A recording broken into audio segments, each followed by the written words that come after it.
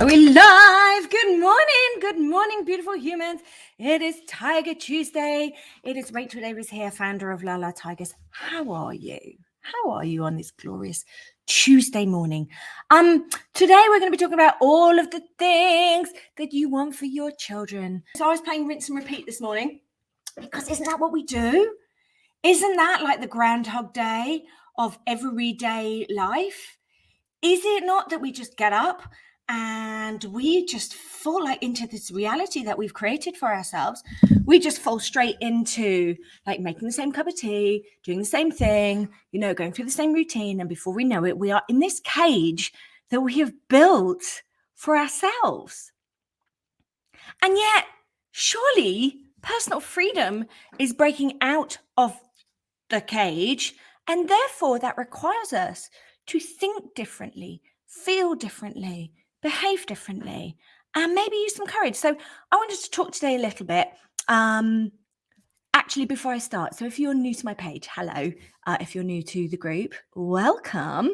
On my Tiger Tuesdays, I always talk about all of the big things, the deep things, the things that you can't see, the things that are going on underneath behavior, in the hope that it will inspire you as parents and therefore empower your children. I quite often run a free coaching series. So I run a coaching series called 5 Days to Fierce, which is my big, lovely, super duper one. But then I've also been running a free training recently, a webinar called The Art of Intentional Parenting. And in that training, every single time, I have a session where I talk about what we want for our children. And what I always find really, really interesting is that every single time, without fail, guaranteed, every single time, the things that come up are always very similar. And happiness and courage always come up. Always. Everybody wants happiness for their children. Sorry, not courage. I apologize. Confidence. Everybody wants happiness and confidence. They want their children to be happy and competent. And do you know what? I genuinely want that for your children too. I really, really do. But when we break it down, what does that actually look like? Because happiness is the way, always. I think we've grown up in a culture where everybody thinks that success is going to lead to happiness. And then you kind of wake up in your mid-30s or 40s or whatever and realize that you've been completely sold down the river because stuff and success is not going to make you happy, ever. Happiness and fierceness is an inside job. It's not going to come from anything outside of you. It's not going to come from external validation. It's not going to come from shopping. It's not going to come from alcohol. It's going to come from thinking. I always say that underneath happiness is thinking. The way that we think drives our emotions. And therefore, the way that we feel will drive our behavior. Thoughts drive feelings, drive behavior, right? And if you've been on my space for any amount of time, you will know that this is why I am so passionate about working with parents of under sevens, because this is where belief systems are forming. This is where the model of the world, the lens that they are forming, that they are going to use for the rest of their lives on a 95% unconscious basis, is forming. And as parents and early educators, we have the most incredible opportunity to shape their minds, because beliefs, my friend, are like the engines that drive thoughts, and thoughts drive feelings, and feelings drive behavior. So going back to happiness, it's really our ability to be able to master our mind. And I say this a lot, parenting is not about mastering your child. A lot of people come to me with behavior problems or issues, and I always say, you don't have a behavior problem. What you have is a thinking problem, because we can't change anybody else. We cannot control anybody else but ourselves. And we are in a relationship, right? And the law of physics that, every action has a opposite reaction. The way that you change the ship is you change yourself. And that cannot help but have an effect on the outcome. And it's that ability, again, it's looking outside of ourselves for happiness. When our children are pushing our buttons, you know that feeling, right? You know when your children are like, and you're like, people, we say this, don't they? We actually say, you are pushing our buttons. You're pushing my buttons. You're getting on my nerves. And I kind of want to undo that a little bit because I am an NLP practitioner. So I'm kind of down with language and I like how it works. And when you look at someone who's pushing your buttons and getting on your nerves, there's the clue just there, isn't it? Your buttons, your nerves. So then the answer becomes, well, why then do we need somebody outside of ourselves to cure our buttons? Why do I need my child's behavior to change to make me happy?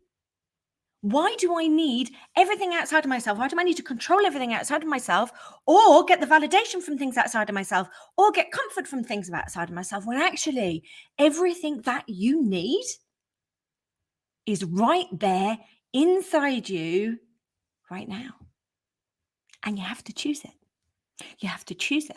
Somebody said to me about a week ago, they were like, how did you, like, what's the difference? And I said, I tell you what, the difference in how I live my life now to how I lived my life 4 years ago. So 4 years ago, anybody who doesn't know my story, I was singing Wheels on the Bus in a village hall, which was loads of fun. And I absolutely loved, by the way. And it shaped the work that I do now. It led me to the work that I do now, teaching inner strength and confidence and all those glorious things to children with music. But how did I get there? I decided that I needed more from my life. I decided that I was worth more. I decided and I changed my thinking. I started focusing on all of the things that would make me empower me, as opposed to all of the things that would weaken me. Because fear is sneaky. Fear is a bitch, right? It like sneaks up. That fear-based thinking is I'm not good enough. Oh no. And then we start procrastinating and self-sabotaging and all of the things because deep down, we don't feel worthy or we haven't addressed the inner wounds. It's all the inner work. In fact, everything I teach really in the paid programs that I run is all about the inner work. That's how we change, as within, so without, as it is written. Beautiful little story, actually, I'm going to share with you today. Now, this isn't my story. I have blatantly stole this from Wayne Dyer, but I've heard it in several other places as well. So I don't know who stole it from who. But anyway, regardless of whose story it is, it's a rather lovely story. And I think it does really illustrate it that really, really well. So there's this guy, right?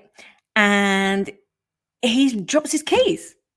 He can't find his keys. So he can't find them anywhere. He's looking around and we've all been there, right? You know, a school run, can't find your keys. I've been there a few times. And it's like, oh, do you know what? It's really dark in here. I'm going to go outside in the street by the street lamp. And I'm going to have a look out there where the light is. So he goes outside and he starts looking around. And then this other guy comes along and he says, dude, are you okay? Have you lost something? He's like, yeah, I've lost my keys. It's like, oh, okay, well, I'll help you. So the two of them start looking around and they're spending a good 5 minutes looking and overturning things. It's like, well, where did you drop them? He says, well, I dropped them in the house. He says, why aren't you looking for them in the house? And that is what we are doing. That is why we're not breaking out of the cage. That is what personal freedom is about. It's about choosing not to look outside where the street light is. It's about choosing to go inside. It's about taking the journey within. I know when I discovered meditation years and years ago, but really when I first discovered it, it was really just the quickest way I'd ever fallen asleep in my entire life. I mean, I had post-traumatic stress disorder at the time and I was ruminating. I was trapped in my head with cognitive dissonance, following years and years in a psychologically abusive situation. And I was just, my memory was so bad. I literally couldn't remember meeting people, talking to people. It was bad. And meditation was the thing that got me out, actually. And it got me out of the cage. And so my question for you today is, what cage are you creating for yourself with your thoughts? What is the mundane thing what's the hamster wheel that you have created? Because at any given time, you can make that decision. At any given time, you can choose that you no longer want to live in the cage and that you want to step out and create a whole new personal reality or personality for yourself. And that option is open for you every single minute of every single day. So let me move on a little bit to confidence, because everybody wants their child to be confident. I am super blessed to have hyper confident children.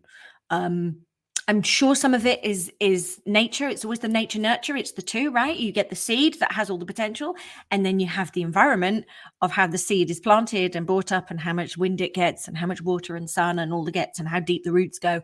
All of that kind of stuff, right? So I feel very blessed. But what I know for sure is that while confidence is a really incredible thing for your children to have, that isn't where it starts. Confidence comes from doing something over and over. It comes from being really good at something, becoming what's the word I'm looking for? What's the word I'm looking for? It comes from feeling competent. Competency is the word I'm looking for. It comes from competency. And that involves doing things, getting good at things. But before confidence, what happens? You need courage. You need courage before you even get to confidence. You need courage to have the ability to even acknowledge and notice the fear that is playing out in your life, and your fear-based thinking and your fear-based feeling. You have to even notice that, and then you have to decide that something is more important than the fear that you have. To actually have the ability to take any action on what it is that you want to achieve. You have to have the ability to fail. You have to want to fail and make mistakes and be able to make yourself vulnerable. And that, my friends, that is courage. And that comes before confidence. So whilst what I want for your children is happiness and confidence, what I actually really want for them is to be able to master their mind. What I actually want for them is to be able to master and decide their own personal reality. And what I actually really want for them is courage. So I hope you are getting ready for Christmas. This is a really, really busy time, but can I just leave you with this one thought, that Christmas is supposed to be fun for you too? It really is. And you can choose for it to be like that. Okay? Everything is a choice. Everything is a choice. Have the most beautiful week. I am hoping to be with you next Tuesday from Brighton, and I might even do a sing along. It depends whether I can get my tech set up and my music down there. But I normally do a Christmas sing along on a Tuesday, which is always a little bit of fun with my children. Though I think the older one is like, I'm not doing it. So he might be too cool to do it, but I'm pretty sure Mitchie will do it with me still. So I will see you next Tuesday for more fun and frolics and insights. If you're watching this back on a replay, I would love to know your biggest takeaway from today. And if you would like to book a call with me, the link will be down below. Have a fierce week, my gorgeous humans, and stay happy, people.